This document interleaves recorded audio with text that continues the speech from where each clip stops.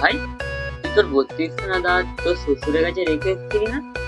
আরে না না ভাই, ওটা তো এমনি কথার কথা বল। আরে কথা বল, তুই হঠাৎ করে এটা কেন জিজ্ঞাসা করছিস? কি হয়েছে? আরে না না, তোর গার্লফ্রেন্ডকে দেখলাম একটা ছেলের সাথে, তার সাথে কথা বলি, তাই তোকে বললাম। রাগ।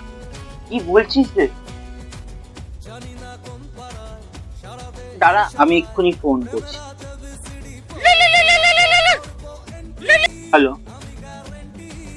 বলছি তুমি কি আমাকে চিট করছো? Yeah.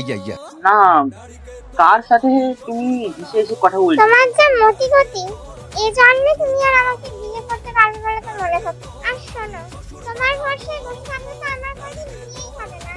পাড়ার বাচ্চাগুলো আমাকে আন্টি আন্টি বলে ডাকতে শুরু করে।